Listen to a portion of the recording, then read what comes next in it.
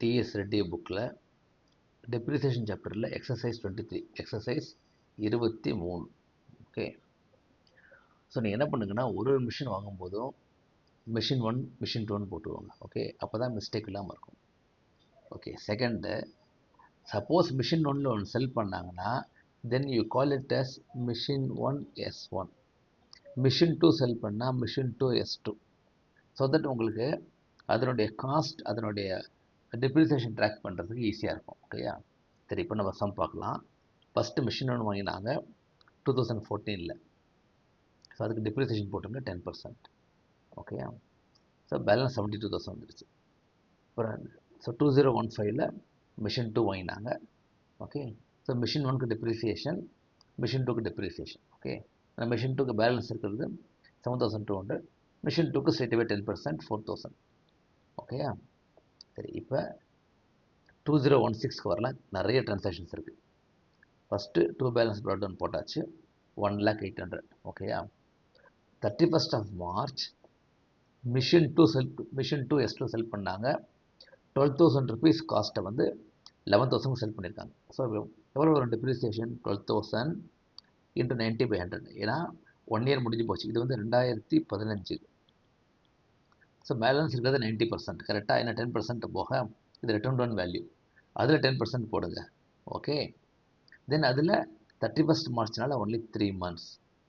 So you will get 270 rupees depreciation. Okay, so மொத்தம் எவ்வளோ வருது? 11,000 is the selling price. Okay, 270 is current year and already 1,200. ஏன்னா 12,000க்கு 10% first இயரில் 2015. So 12,000 cost minus 1 year depreciation 1,200 and another year only 3 months 270 and this is the selling price. So profit is 470. ஓகேயா, இது கொஞ்சம் easy. இப்போ அடுத்தது தான் இருக்குது. 30th Juneல machine 1 sell பண்ணாங்க. அப்படின்னா you call it as M1 S1. Okay, cost 32,000.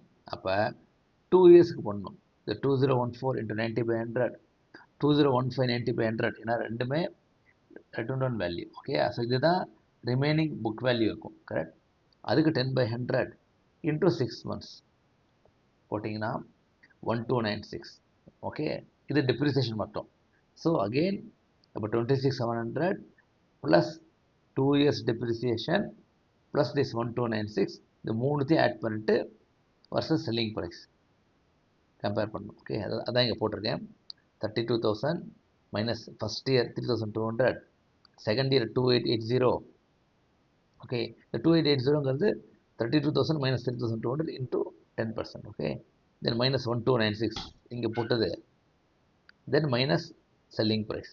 Okay, so profit is 2076. ஓகேயா, இப்போ 1st October they bought machine 3. So M3 போட்டுருவாங்க. M3க்கு ஸ்ட்ரெயிட்வே ஒன்லி 3 months தான் டெப்ரிசியேஷன், ஏன்னா அக்டோபரில் வாங்கினது. So 500 rupees. ஓகே, சரி, இப்போ மிஷின் 1 அண்ட் மிஷின் 2க்கு டெப்ரிசியேஷன் போடணும். இதுதான் கொஞ்சம் கஷ்டம். சரி, மிஷின் 1ல் 80,000 இஸ் ஒரிஜினல் காஸ்ட், அதில் 32,000 செல் பண்ணிட்டாங்க. ஓகே, அப்போ மைனஸ் 32,000 இன்ட்டு 90/100, அதாவது 2014, தென் 2015. பேலன்ஸ் இருக்கிறது தான் புக் வேல்யூ இன்ட்டு 10%. இது 2016 போட்டால் 3888 வரும். அதேமாதிரி மிஷின் 2க்கு 40,000 மைனஸ் 12,000 இன்ட்டு 90/100, இது 2015. தென் 10/100 இஸ் 2016 கரண்ட் இயருக்கு. ஸோ 2520 வரும்.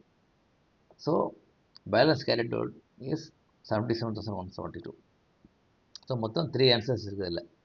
இந்த 77,172 இஸ் த க்ளோசிங் பேலன்ஸ். அதே மாதிரி profit from machine 2 S2 470, machine 1 S1 2076. ஓகேயா, ஸோ எக்ஸாம் போட்டு பாருங்கள். இதே மாதிரி இந்த M1 S1 வச்சுக்கோங்க. நம்ம ட்ராக் பண்ணுறது ஈஸி, மிஸ்டேக்ஸ் கம்மியாக வரும். Okay, thank you.